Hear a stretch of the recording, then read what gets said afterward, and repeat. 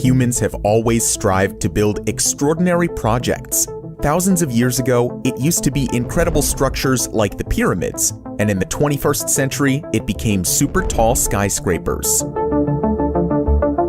For a long time, the tallest building in the world was the Empire State Building, but many taller buildings came after that. And since 2010, the world's tallest building has been standing in the United Arab Emirates in Dubai. In this video, we're going to explore how they built the tallest building in the entire history of civilization, the Burj Khalifa. Did you know that the Burj Khalifa attracts over 1.8 million tourists every year? And that over 12,000 people worked on the construction site every single day? Before we continue, make sure to like this video and subscribe to Top Luxury.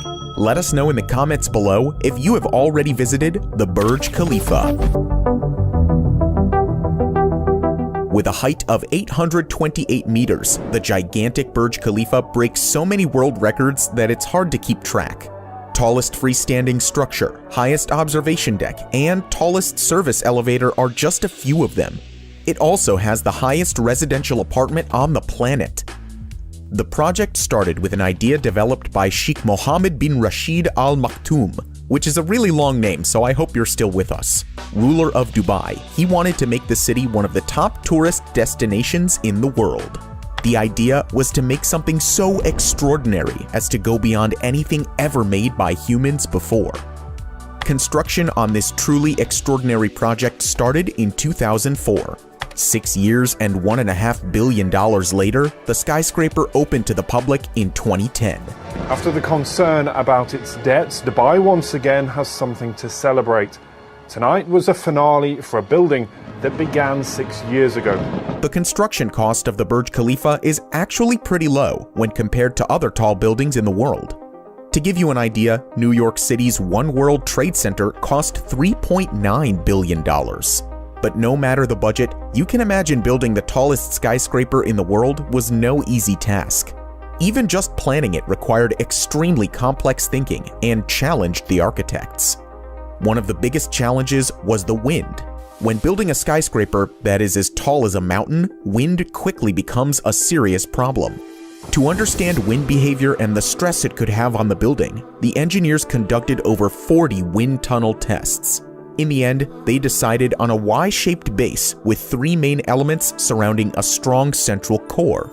In simple terms, you could say that this design confuses the wind because the structure has an irregular shape. As a result, the wind cannot create strong vortices that could seriously damage the tower. Overall, this design approach is very efficient as it offers a simple construction but also massively reduces wind forces. Nevertheless, the Burj Khalifa still sways about 2 to 3 meters at the very top. The base of the skyscraper is supported by a 3.7 meter thick concrete mat, which is reinforced with long piles that go up to 43 meters deep into the ground. Another huge obstacle was the heat. Because of the extreme temperatures in Dubai, the construction workers had to add ice into the concrete and pour it at night. And for the building to sustain 50 degrees Celsius weather, they designed an exterior cladding made of reflective glazing with aluminum and stainless steel panels. This required specialists to hand cut around 26,000 glass panels. All things considered, they ended up doing a pretty good job, thanks to the work of architecture firms Skidmore, Owings, and Merrill, which combined local cultural influences with top-notch technology. For the overall design, the architects took inspiration from the geometries of the spider lily, a regional desert flower. At ground level, the tower is surrounded by 11 hectares of land, with green spaces and the largest choreographed fountain in the world. Construction on this gigantic fountain alone cost over $218 million. It is illuminated by over 6,600 lights and can shoot water up to 150 meters into the air. To give you some perspective, this is almost twice the height of the Statue of Liberty. The engineers also tried to reduce material usage and waste as much as possible, which is why they included what they call a sky-sourced ventilation system, which draws in cool air through the top of the building. In addition to that, they have the largest condensate recovery systems in the world. The building collects and drains condensed water into a holding tank in its basement. This water is then pumped into the site irrigation system to be used on the Burj Khalifa Park. The Burj Khalifa is so tall that a significant number of its floors are purely used for the base structure of the spire. So in total, about 22% of the floors are not habitable, out of a total of technically 209 floors. The height of the building is 3 times that of the Eiffel Tower and almost twice the Empire State Building. It's so enormous that it can take up to 3 months for cleaning crews to clean every single window. And if you want more numbers, the weight of the concrete is the equivalent of 100,000 elephants. And that's just the concrete. The total weight of the aluminum is greater than the weight of 5 A380 aircrafts. The construction of the Burj Khalifa required so much work that at the peak of construction, there were over 12,000 workers and contractors on site every single day. This led to one of the most impressive structures ever built by mankind. There are 57 elevators total, and the main elevator goes as high as 504 meters. One of the records the Burj does not hold is for the world's fastest elevator, but it does hold the record for the world's 3rd fastest elevator, so it's just a small failure. The fastest one is in the Shanghai Tower, and the second one is in the CTF Finance Center in Guangzhou. Although the building's spire is one of its most defining features, it's actually somewhat controversial. Spires such as this one have been called vanity spires because they're not inhabited and they're simply used to make a building as tall as possible. But it does have a practical use, as it houses the building's communication equipment. Now you might be wondering what the Burj Khalifa is for, other than showing off. Well, the main purpose of the tower was to make it a major tourist attraction. This was definitely a huge success, as it attracts over 1.8 million tourists every year. But the gigantic tower has many uses. It's full of retail space, offices, a Giorgio Armani hotel, and of course, a ton of residential units.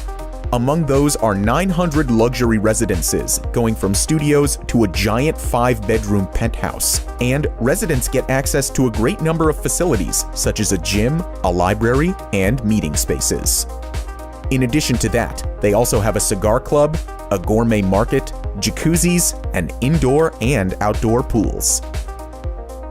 It also contains the world's highest building-based observation deck at almost half the height of the tower, and because they're really into beating world records, it has the highest restaurant on the planet, which stands at 441 meters high on floor 122. Of course, it offers outstanding panoramic views.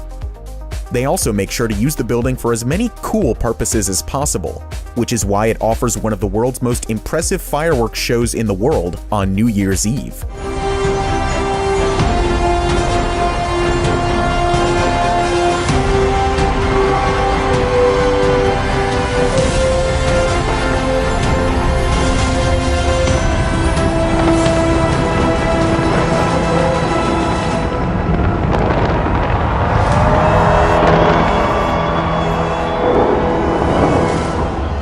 Despite its luxury, living in the Burj Khalifa is not as out of reach as you may think, with studio apartments starting at a little under $2,000 a month.